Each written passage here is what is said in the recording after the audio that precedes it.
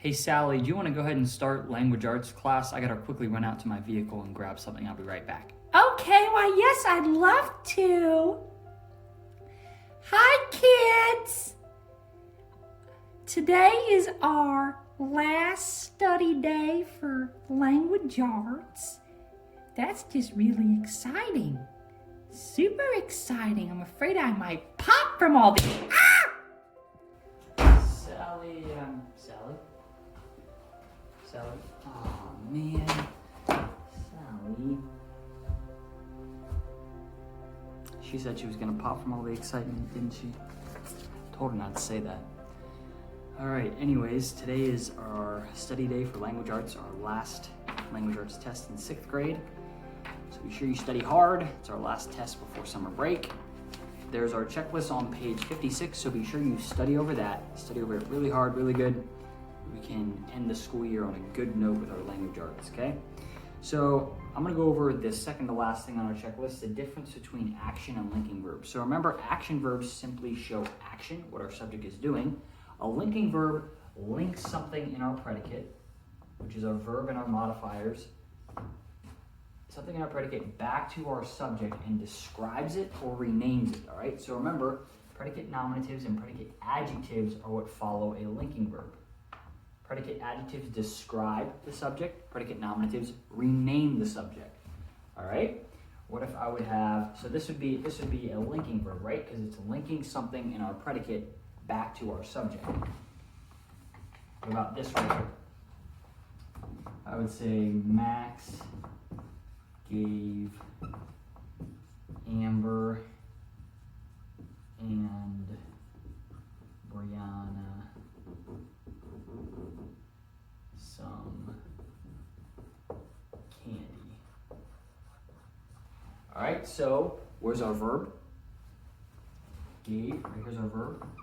And here's Max as our subject. So that's an action verb, right? It shows action. It's what the subject did. Is there anything in our predicate that is getting linked back, and is it renaming Max or describing Max?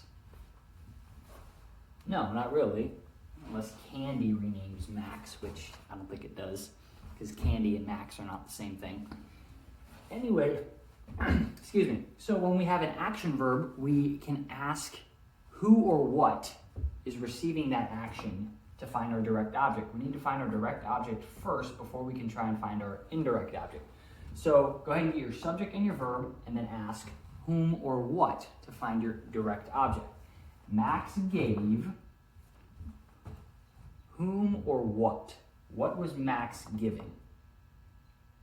He was giving candy, right? Don't get confused with the whom, because if you would say Amber and Brianna are your direct objects, well, that's not what Max gave. Max didn't give Amber and Brianna, but he gave candy. And then remember what we asked to find our indirect object? We ask to whom and for whom, or to what and for what, to find our indirect object. So Max gave what or whom, gave candy, that's our direct object. Remember, our indirect object then has to come between our action verb and our direct object. So we ask, to whom did Max give the candy?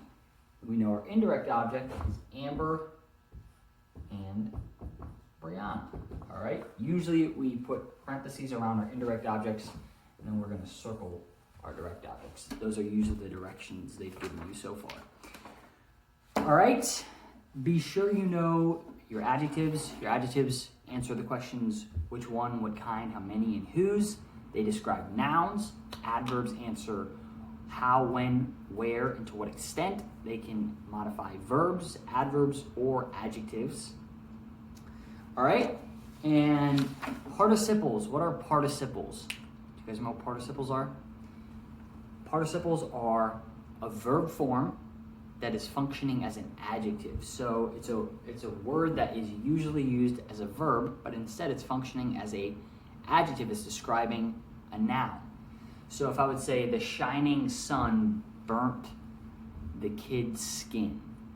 So shining is a verb form, but it's functioning and it's describing our sun, so that would be a participle, all right? So make sure you're familiar with your participles. Go ahead and make sure you, again, to study over your checklist. And if you have any questions, make sure you ask me when you come to do our test tomorrow. And I will try and explain it to you before we do our test. That is all I'm gonna go over in this video. I will see you guys tomorrow for your final test of the school year in language arts. Someone you will not be seeing tomorrow is Sally, unfortunately. But anyways, I hope you guys have a good day, and I will see you guys later.